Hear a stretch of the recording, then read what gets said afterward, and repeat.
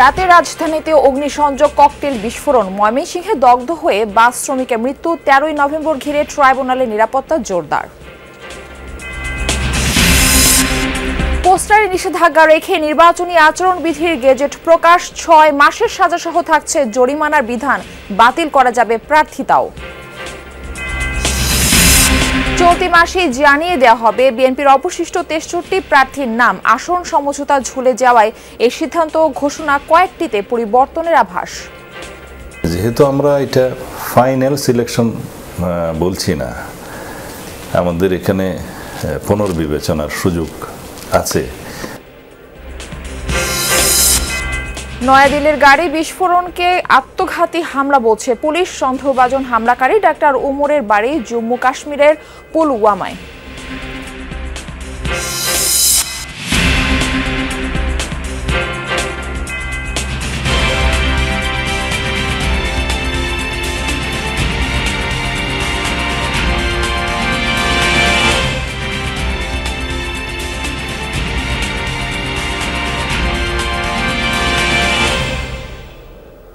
আমন্ত্রণ যমুনা নিউজে, আপনাদের সঙ্গে আছি আমি মারফি রহমান। এতক্ষণ শিরোনাম দেখছিলেন। 13ই নভেম্বর শেখ হাসিনার মামলার রায়ের দিন নির্ধারণ ঘিরে সম্ভাব্য নাশকতা এড়াতে আন্তর্জাতিক অপরাধ ট্রাইব্যুনাল জাতীয় ঈদগাহ মাঠে নিরাপত্তা জোরদার করেছে আইন শৃঙ্খলা বাহিনী। মঙ্গলবার সকাল থেকেই ট্রাইব্যুনাল ও ঈদগাহ মাঠে প্রবেশ মুখে কঠোর অবস্থানে থাকতে দেখা যায় আইন শৃঙ্খলা বাহিনীকে। এর আগে সোমবার supreme court, tribunal, attorney general কার্যালয়, বার ভবনের নিরাপত্তার স্বার্থে জাতীয় ঈদগাহ মাঠে বহিরাগতদের প্রবেশে নিষেধাজ্ঞা দেয় সুপ্রিম কোর্ট প্রশাসন। পুলিশ বলছে, শেখ হাসিনার মামলার রায় ঘিরে গেল কয়েকদিন ধরেই রাজধানীতে নাশকতা ছড়াচ্ছে আওয়ামী লীগের নেতাকর্মীরা। 13ই নভেম্বর ডাকা হয়েছে হরতালও। সুপ্রিম কোর্ট ও এর আশেপাশের এলাকার নিরাপত্তা সম্পর্কে জানবো আমাদের সহকর্মী রাব্বি হোসেনের কাছ থেকে। রাব্বি, সেখানকার নিরাপত্তা পরিস্থিতি কেমন দেখছেন, এ বিষয়ে বিস্তারিত জানাবেন আমাদের।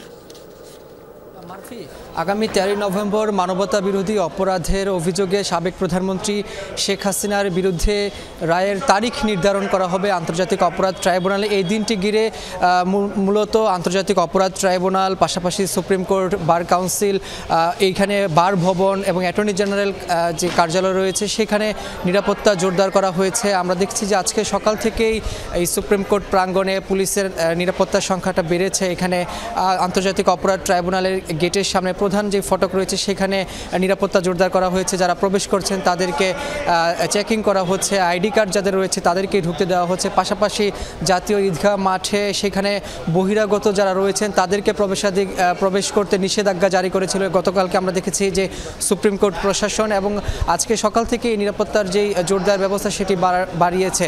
এখানে বলা হয়েছে যে গতকালকে আমরা দেখেছি সুপ্রিম কোর্ট প্রশাসন থেকে বলা হয়েছে যে দেশের সর্বোচ্চ আদালতে কয়েক লাখ গুরুত্বপূর্ণ মামলার যে নথিপত্র সেটি রয়েছে, যার কারণে এই জায়গাতে 13ই নভেম্বর ঘিরে যাতে কোনো নাশকতা তৈরি না হয় বা নাশকতার কোনো ছক আঁকতে না পারে, সেই কারণে তারা আইন শৃঙ্খলা রক্ষাকারী বাহিনীকে নির্দেশ দিয়েছিলেন যে যেভাবেই হোক এখানে এই নিরাপত্তা জোরদার করা হবে। পাশাপাশি আমরা এই যে আন্তর্জাতিক অপরাধ ট্রাইব্যুনালে আগামী 13ই নভেম্বর শেখ হাসিনার মামলার তারিখ নির্ধারণ হবে, রায় কবে হবে সেটি জানা যাবে। এই নিয়ে কিন্তু রাজধানীতে উত্তাপ তৈরি হয়েছে। সেখানে আওয়ামী লীগের নেতাকর্মীরা বিভিন্ন জায়গায় এই নাশকতা করছে, সেখানে এই বিষয়গুলো উল্লেখ করা হয়েছে বিজ্ঞপ্তিতে। তবে আজকের সার্বিক পরিস্থিতি বলা যায় যে অনেকটা নিরাপদ রয়েছে এই সুপ্রিম কোর্ট প্রাঙ্গণ। এই ছিল আমার কাছে সবশেষ। ধন্যবাদ আপনাকে। ময়মনসিংহে গত রাতে একটি বাসে অগ্নিসংযোগ করেছে দুর্বৃত্তরা। এতে দগ্ধ হয়ে একজনের মৃত্যু হয়েছে, আহত হয়েছেন 2 জন। পুলিশ জানায়, গত রাত 3:15টার দিকে ফুলবাড়িয়া বাজারে দাঁড়িয়ে থাকা আলম এশিয়ার একটি বাসে আগুন দেয় দুর্বৃত্তরা। খবর পেয়ে ফায়ার সার্ভিসের একটি ইউনিট ঘটনাস্থলে পৌঁছে আগুন নেভায়। এ সময় বাসের ভিতর থেকে একজনের ঝলসে যাওয়া মরদেহ উদ্ধার করে ফায়ার সার্ভিসের সদস্যরা। নিহত জুলহাস একজন পরিবহন শ্রমিক। আগুন দেওয়ার কারণ অনুসন্ধান ও অপরাধীদের ধরতে কাজ করছে পুলিশ।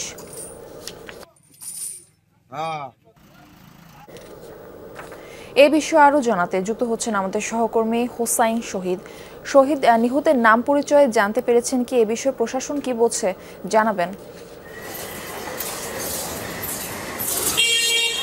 আমাকে ময়মনসিংহ জেলা পুলিশ থেকে জানানো হয়েছে যে ব্যক্তি মারা গিয়েছেন ধারণা করছে তিনি পরিবহন শ্রমিক জুলহাস এবং সে আলম এশিয়া পরিবহনে কাজ করেন। এখানে যে বিষয়টি হয়েছে যে এই আলম এশিয়া পরিবহনটি ঢাকা থেকে ফুলবাড়িয়া সড়কে চলাচল করে এবং ঢাকা থেকে গতকাল রওনা হয়ে যখন ফুলবাড়িয়ায় পৌঁছায় বাসটি তখন রাত 2টো বাজে। তো এই রাত 2টোর সময় একটি পেট্রোল পাম্পে ফুলবাড়িয়া বাজারে একটি পেট্রোল পাম্পের সামনে দাঁড়ানো ছিল। তো সেখানে আরো 2জন যাত্রী ছিলেন, তারা ভোরের অপেক্ষায় ছিলেন, কারণ তাদের যে গ্রাম এলাকা ফুলবাড়িয়া সেটি অনেক দূরে। তো তারা ওই যাত্রী 2জন ভেবেছিলেন যে বাসে বসে অপেক্ষা করবেন এবং সে অপেক্ষা করতে করতে তারা ঘুমিয়ে গিয়েছিলেন। এই সময় প্রায় 3:15টার দিকে এই ঘটনাটি ঘটে এবং আগুন লাগার পর এই 2জন যাত্রীও দগ্ধ হন এবং সেই সাথে ফায়ার সার্ভিস একটি মরদেহ উদ্ধার করে। যারা আহত হয়েছেন তাদেরকে প্রথমে উপজেলা স্বাস্থ্য কমপ্লেক্সে ভর্তি করা হয় এবং পরবর্তীতে তাদেরকে ঢাকায় উন্নত চিকিৎসার জন্য পাঠানো হয়েছে। এই মুহূর্তে তারা রাস্তায় আছেন, ঢাকায় পৌঁছাবেন। তো পুলিশ যেটি বলছে যে পুরো ঘটনা তদন্ত চলছে এবং কি কারণে এবং কারা এই ঘটনা ঘটিয়েছে তার জন্য তারা তদন্ত করছেন এবং অভিযান পরিচালনা করছেন যে দুষ্কৃতিকারীদের দ্রুত যাতে আইনের আওতায় নিয়ে আসা যায়। শাহিদ, আপনাকে ধন্যবাদ। দর্শক, ময়মনসিংহ থেকে জানাচ্ছিলেন আমাদের সহকর্মী হোসাইন শাহিদ। সোমবার সন্ধ্যার দিকে রাজধানীর ধানমন্ডিতে ল্যাবিড হাসপাতালের সামনে একটি বাসে অগ্নিকাণ্ডের ঘটনা ঘটেছে। রাত 1:30টার দিকে যাত্রাবাড়িতে একটি বাসে আগুন দেয় দুর্বৃত্তরা। এদিকে রাত 11টার দিকে রাজধানীর বাংলা মোটরে এনসিপি প্রধান কার্যালয়ের সামনে ককটেল বিস্ফোরণের ঘটনা ঘটেছে। এই ঘটনায় 2 জনকে আটক করেছে আইনশৃঙ্খলা বাহিনী। বিস্ফোরণে 4 জন আহত হয়। সোমবার সন্ধ্যায় রাজধানীর ধানমন্ডিতে ল্যাবেট হাসপাতালের সামনে একটি বেসরকারি বিশ্ববিদ্যালয়ের বাসে অগ্নিকাণ্ডের ঘটনা ঘটেছে। সন্ধ্যা 7:30টার দিকে খবর পেয়ে ফায়ার সার্ভিসের 2টি ইউনিট আগুন নিয়ন্ত্রণে আনে।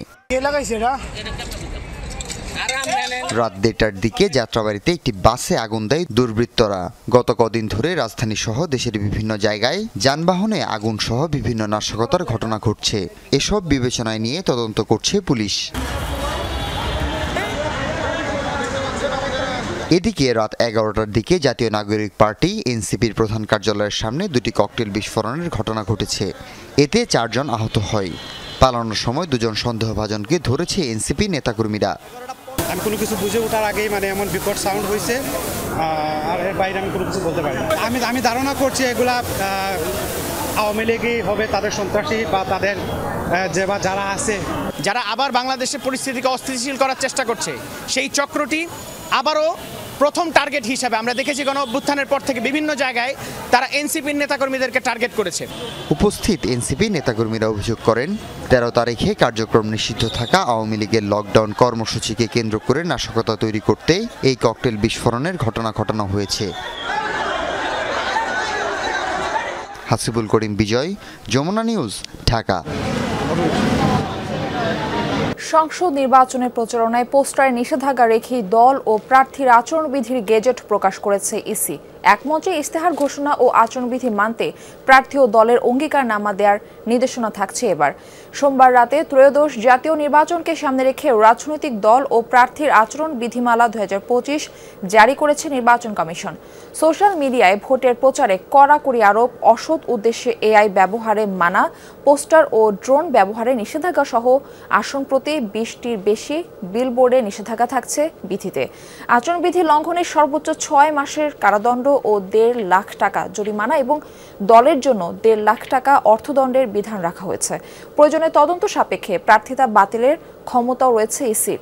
নির্বাচন ব্যবস্থার সংস্কার কমিশনের সুপারিশ ও 2008 সালের আচরণবিধির সঙ্গে সমন্বয় রেখে বেশ কিছু নতুন বিষয় যুক্ত করে এবার নতুন আচরণবিধি প্রণয়ন করল সাংবিধানিক প্রতিষ্ঠানটি। এর আগে গণপ্রতিনিধিত্ব আদেশ আরপিও সংশোধন অধ্যাদেশ জারির পর সেই আলোকেই আচরণবিধি গেজেট আকারে জারি করেছে ইসি।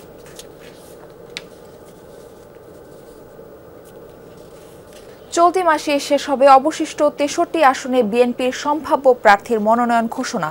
এনসিপির সাথে বিএনপির আসন সমঝোতার সম্ভাবনা কমে যাওয়ায় পরীক্ষিত মিত্রদের দ্রুত ভোটের মাঠে পাঠাতে চায় বিএনপি। এছাড়া ঘোষিত 237 আসনের কয়েকটিতে প্রার্থী পরিবর্তনের আভাস দিয়েছেন বিএনপির নীতি নির্ধারকরা। বলছেন ক্ষোভ ও অসন্তোষ দমনে বঞ্চিতদের সাথে ফের আলোচনা করবেন শীর্ষ নেতারা। তবুও কেউ জননিরাপত্তা বিঘ্নিত করলে সরকারকে কঠোর হওয়ার হওয়ার অনুরোধ করেছে বিএনপি। আরেফিন শাকিলের প্রতিবেদন। ধান খেতে দাঁড়িয়ে আম্পায়ারের ভূমিকায় রিভিউ আবেদনকারী ব্যক্তির নাম আলাল উদ্দিন আলাল। ফেনী জেলা বিএনপির এই সদস্য সচিব মনোনয়ন বঞ্চিত হয়ে অভিনবেই প্রতিবাদ করেন। আমার বাড়ির কাজের ছেলেটা পর্যন্ত জেলে গিয়েছে।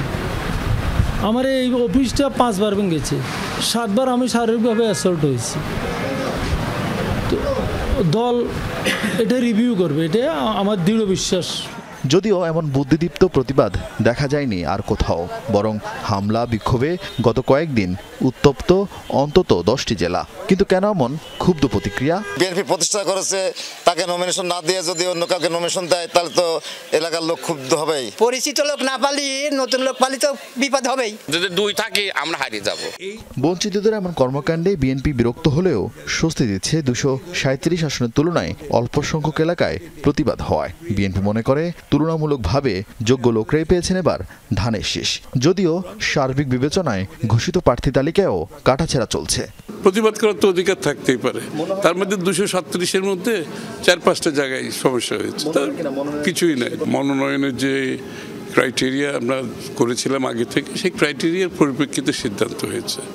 তো আবার আরেকটা ক্রাইটেরিয়া করতে গেলে আবার আরেকজন অসন্তুষ্ট হবে। যেহেতু আমরা এটা ফাইনাল সিলেকশন বলছি না, আমাদের এখানে পুনর্বিবেচনার সুযোগ আছে 2-1টা ক্ষেত্রে। যদি দলের সিদ্ধান্ত সঠিক না হয় সেই ক্ষেত্রে এটা পুনর্বিবেচনার সম্ভাবনা আছে, তবে সেটা খুব বেশি জায়গায় হয়তো দেখা দিবে না, 2-1টা ক্ষেত্রে দেখা দিতেও পারে। ঘোষণাহীন 63 আসনের প্রার্থী তালিকা নিয়েও বিএনপির একাধিক টিম কাজ করছে। তীব্র অন্তকোন্দল থাকা আসনের মনোনয়ন প্রত্যাশীদের সাথে কথা বলছেন তারেক রহমান। ছোট দলের বড় নেতাদের সাথে দর কষাকষি করছেন লেয়াজু কমিটির নেতারা। আর এনসিপির অতিরিক্ত চাহিদায় দলটি নিয়ে আগ্রহ কমেছে বিএনপির। এনসিপির সাথে আমাদের কোনো নির্বাচনী সমঝোতা এখনো পর্যন্ত হয়নি। আমাদের একটা প্রতিশ্রুতি আছে যে যোগ্যতা আন্দোলনে যারা আমাদের শরিক ছিল ফ্যাসিবাদ বিরোধী গণতান্ত্রিক আন্দোলনে, তাদের সবাইকে নিয়ে ঐক্যমতের ভিত্তিতে একটা জাতীয় সরকার নির্বাচন এবং সরকার করা। তো বসে আমরা সেটা ঠিক করব, সেটা তালিকার সাথে প্রাপ্তির মিল নাও থাকতে পারে। এই মাসের শেষ সপ্তাহের মধ্যেই সবকিছু ফাইনালাইজ করতে পারবো। এনসিপিকে বাদ দিয়ে বরং জুলাই অভ্যুত্থানের শহীদ পরিবার ও আহতদের দলে সম্পৃক্ত করতে তৎপর বিএনপি। মুক্তিযুদ্ধের পাশাপাশি জুলাই অভ্যুত্থানকেও পুরোপুরি ধারণ করতে চায় দলটি। সেই বিবেচনায় মীর মুগ্ধের ভাই মীর স্নিগ্ধকে একটি আসনে মনোনয়ন দেওয়ার চিন্তা বিএনপির। আরেফিন শাকিল, যমুনা নিউজ, ঢাকা। দিল্লিতে আত্মঘাতী গাড়ি বিস্ফোরণের ঘটনায় সন্দেহভাজনের ছবি ও পরিচয় প্রকাশ করা হয়েছে। তিনি জম্মু কাশ্মীরের পুলওয়ামার বাসিন্দা ডাক্তার ওমর মোহাম্মদ। বিস্ফোরিত হুন্দাই গাড়িটি তারই ছিল বলে নিশ্চিত করেছে পুলিশ। বিস্ফোরণের আগ মুহূর্তের বেশ কয়েকটি সিসিটিভি ফুটেজও প্রকাশ করেছে। গাড়িটি 3 ঘন্টার মতো পার্ক করা ছিল লালকেল্লা এলাকায়। এরপর সন্ধ্যা 6:30টার দিকে চলতে শুরু করে। 20 মিনিট পর ধীরে ধীরে থামে ট্রাফিক সিগন্যালে। কিছুক্ষণের মধ্যে বিস্ফোরিত হয় বিকট শব্দে। পুরো সময় গাড়িটিতে অবস্থান করছিলেন সন্দেহভাজন ওই চিকিৎসক। বিস্ফোরণের তীব্র দাহ্য অ্যামোনিয়াম নাইট্রেট জ্বালানি ব্যবহার করা হয়েছিল বলে জানিয়েছে সংশ্লিষ্ট সূত্রগুলো। ঘটনাস্থল থেকে সংগ্রহ করা হয়েছে আলামত। এ বিষয়ে আরো জানাতে পশ্চিমবঙ্গ থেকে যুক্ত হচ্ছেন আমাদের সহকর্মী সুকান্ত চট্টোপাধ্যায়। সুকান্ত, দিল্লির বিস্ফোরণের ঘটনায় এক সন্দেহভাজনের ছবি প্রকাশ করা হয়েছে, আর কি বলছে পুলিশ? এই ঘটনায় রাজনীতিবিদদের কেমন প্রতিক্রিয়া দেখছেন জানাবেন। দেখুন, এই মুহূর্তে যে মারফি বলে রাখি যে জম্মু কাশ্মীরের গোয়েন্দা সূত্রে যেটা জানা গেছে যে এই যে হুন্ডাই i20 যে গাড়িটি, সেই গাড়ির প্রকৃত যে প্রথম যে মালিক তার নাম মোহাম্মদ সলমান। তার সাথে কথা বলা হয়েছে, যদিও তিনি এই গাড়ি নাজিম বলে এক ব্যক্তিকে তিনি বিক্রি করে দেন। তারপর সেখান থেকে দিল্লির কাছে ফরিদাবাদের সেক্টর 37 রয়্যাল কার জোনে সেই গাড়িটি আবার ব্যবহৃত হয় এবং একাধিকবার সেখান থেকে কিন্তু এই গাড়িটি হাত বদল হওয়ার পর এই গাড়িটিকে আসে জঙ্গিদের হাতে এবং সেখানেই তারা এই বিস্ফোরণের কাজে এই গাড়িটিকে ব্যবহার করে। এখন এই যে গাড়িটিকে যে আইডেন্টিফাই করা গেছে, এই গাড়িতে যারা ছিল, সিসিটিভি ফুটেজ আমরা যমুনা টেলিভিশনের পর্দায় দেখতে পাচ্ছি যে আমাদের যে সিসিটিভি ফুটেজ পাওয়া গেছে এই গাড়িটি কোথায় কোথায় ঘটেছে, অর্থাৎ ঘটনা ঘটেছে 6:52 মিনিটে তার আগে অর্থাৎ 3.5 ঘন্টা আগে কিন্তু এই ঘটনাস্থলে এই গাড়িটি পৌঁছায়। সেই সিসিটিভি ফুটেজও দিল্লি পুলিশের হাতে এসেছে। এখন এই বিষয়টি ফরেনসিক যে তদন্ত চলছে সেখানকার বিস্ফোরণের নমুনা, সব থেকে বড় কথা এই যে যেখানে বিস্ফোরণ ঘটেছে তার থেকে কিন্তু হরিয়ানা, সেখানে এই গাড়ির সঙ্গে যে আরেকটি গাড়ি ছিল সেই গাড়িতেও বিশাল পরিমাণ অর্থাৎ 350 কেজি বিস্ফোরক কিন্তু উদ্ধার করেছে হরিয়ানা পুলিশ।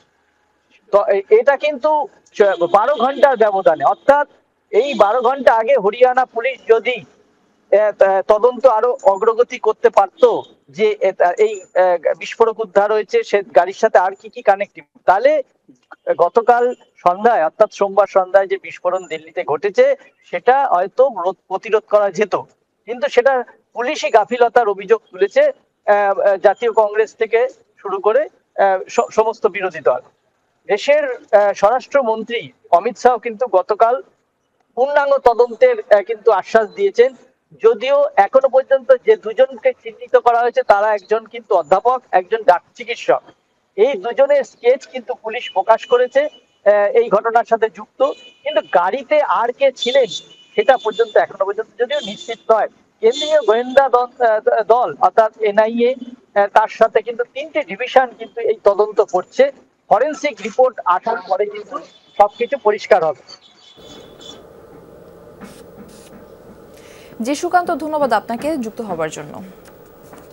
ব্রাহ্মণবাড়িয়া 5 আসনে ধানের শীষের বিজয় নিশ্চিতে জোরে সোরে মাঠে নেমেছে বিএনপি। অন্তত 1 ডজন মনোনয়ন প্রত্যাশীর মধ্যে নবীনগর উপজেলা বিএনপির সভাপতি অ্যাডভোকেট এম এ মান্নানকে প্রাথমিকভাবে প্রার্থী ঘোষণা করেছে দলটি। এতে সন্তোষের কথা জানিয়েছেন তৃণমূলের নেতা কর্মীরা। বলছেন দল মনোনীত প্রার্থীকে বিজয়ী করতে ঐক্যবদ্ধভাবে কাজ করবেন সবাই।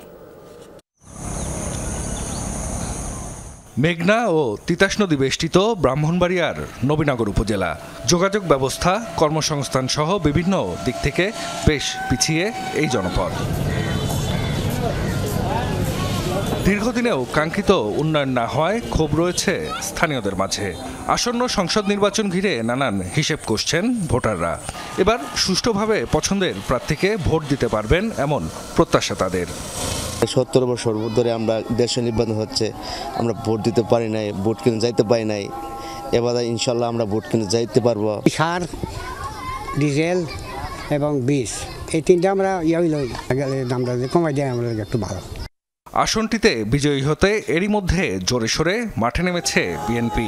দলের মনোনয়ন পেতে অনেকদিন ধরে এলাকায় কাজ করছেন অন্তত 1 ডজন নেতা। প্রাথমিকভাবে ব্রাহ্মণবাড়িয়া 5 আসনে মনোনয়ন পেয়েছেন উপজেলা বিএনপির সভাপতি অ্যাডভোকেট এম এ মান্নান।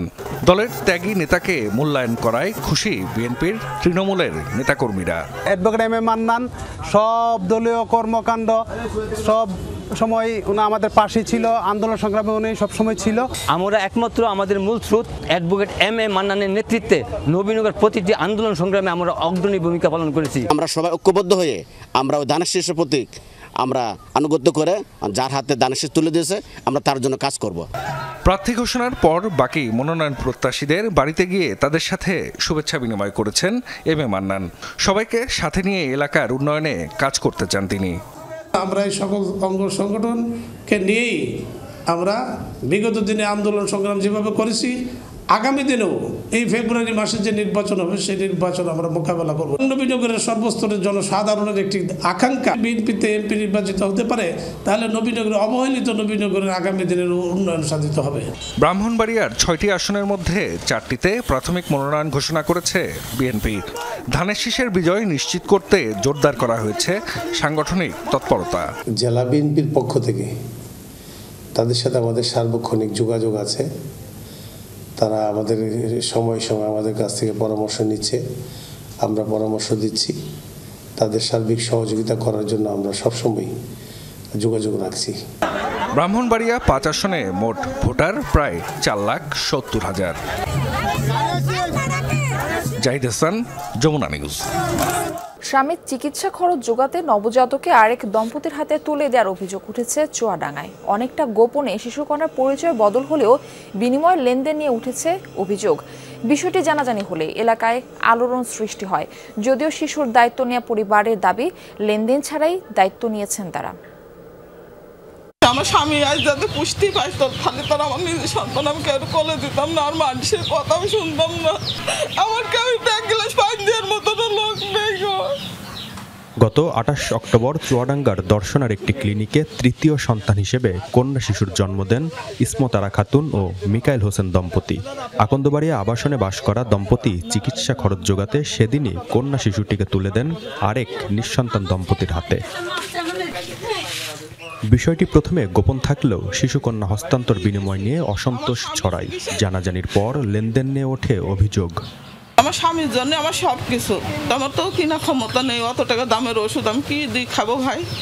এটা বলছে না আমরা আর পারবো না দিতে, আমার চলাটা মতন কই দেয় তো আমি ওই সন্তান ওদের কাছ থেকে নেবো না, যদি না কই দেয় তাহলে আমার সন্তান আমার আপনারা সবাই মিলে আমার সন্তান আমার বুকে ফিরিয়ে দেন। প্রতিবেশীরা বলছেন স্বামীর চিকিৎসা খরচ ও অস্ত্রোপচারের ব্যয় মেটাতে তৃতীয় কন্যা সন্তানকে অন্যের হাতে তুলে দিতে বাধ্য হয়েছে দরিদ্র পরিবারটি।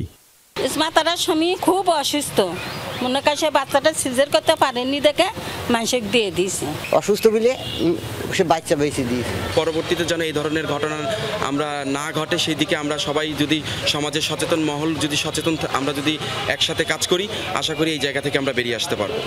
তবে দায়িত্ব নেওয়া পরিবারটির দাবি কোনো লেনদেনের প্রসঙ্গ ছিল না, বিনা দাবিতেই হস্তান্তর হয়েছে, সম্পন্ন হয়েছে এফিডেভিটও।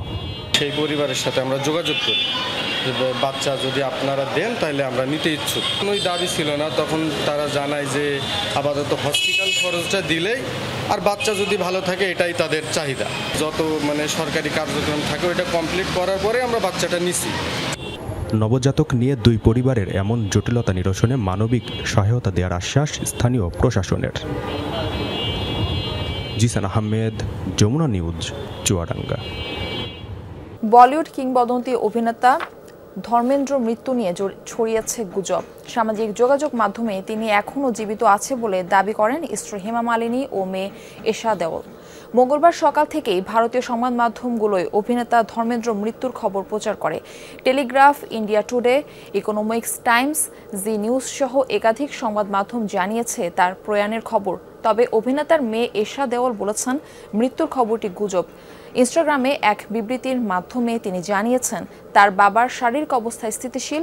এক্স হ্যান্ডেলে দেয়া পোস্টে একই কথা জানিয়েছেন হেমা মালিনীও। মৃত্যুর খবর নিয়ে সংবাদ মাধ্যমগুলোর ভূমিকা নিয়ে ক্ষোভ ছেড়েছেন দুজনেই। এক সপ্তাহের বেশি সময় ধরে শ্বাসকষ্টজনিত কারণে হাসপাতালে চিকিৎসাধীন ধর্মেন্দ্র। বর্তমানে লাইফ সাপোর্টে রাখা হয়েছে তাকে। চলতি বছর সাহিত্যের অন্যতম সম্মানজনক পুরস্কার বুকার জিতলেন হাঙ্গেরিয়ান ব্রিটিশ লেখক ডেভিড সালাই। সোমবার লন্ডনে ঘোষণা করা হয় 51 বছর বয়সী এই বিজয়ীর নাম। ইংরেজি ভাষায় রচিত ফ্রেশ উপন্যাসের জন্য খেতাবটি জয় করেন ডেভিড সালাই, যেখানে নির্যাতিত হাঙ্গেরিয়ান এক অভিবাসীর গল্প তুলে ধরেন তিনি। বিদেশে ভাগ্য গড়েও শেষ পর্যন্ত সবকিছু হারানোর হৃদয় বিদারক কাহিনীর কারণে ব্যাপক পাঠকপ্রিয়তা লাভ করেন বইটি। লেখাটিতে ব্যক্তি জীবনের গভীর প্রতিচ্ছবির ছাপ রাখার জন্য দর্শক মণ্ডলে সমাহিত 51 বছর বয়সী সালাই এবারে ভারতীয় ঔপন্যাসিক কিরণ দেশাই ও ব্রিটিশ লেখক অ্যান্ড্রু মিলার সহ আরও 5 জনকে হারিয়ে বুকার প্রাইজ জেতেন তিনি। বিশ্ব সাহিত্যের অন্যতম মর্যাদাসম্পন্ন খেতাব হিসেবে বিবেচিত এই বুকার পুরস্কার। লেবাননে প্রায় 1 দশক পর বন্দিদশা থেকে মুক্তি পেলেন লিবিয়ার স্বৈরশাসক মুয়াম্মার গাদ্দাফির ছেলে হানিবাল গাদ্দাফি। সোমবার তাকে $9 লাখ বন্ডে জামিন কারামুক্ত দেয় দেশটির কর্তৃপক্ষ। তবে মুক্তি মিললেও আপাতত হানিবাল গাদ্দাফির ভ্রমণ নিষেধাজ্ঞা জারি থাকবে। বিচার কাজ সম্পন্ন না করে জামিন দেওয়ার এই ঘটনায় নিন্দা জানিয়েছে মানবাধিকার সংস্থাগুলো। আলোচিত শিয়া নেতা মুসা আল সদরের নিখোঁজ মামলায় তথ্য গোপনের অভিযোগে 2015 সালে হানিবাল গাদ্দাফিকে আটকের নির্দেশ দেয় লেবানন কর্তৃপক্ষ। পরে তাকে সিরিয়া থেকে অপহরণ করে লেবাননে নেওয়া হয়। লেবাননের আমাল আন্দোলনের প্রতিষ্ঠাতা ছিলেন আল সদর। 1978 সালে লিবিয়ায় মুয়াম্মার গাদ্দাফির সঙ্গে দেখা করতে গিয়ে নিখোঁজ হন তিনি।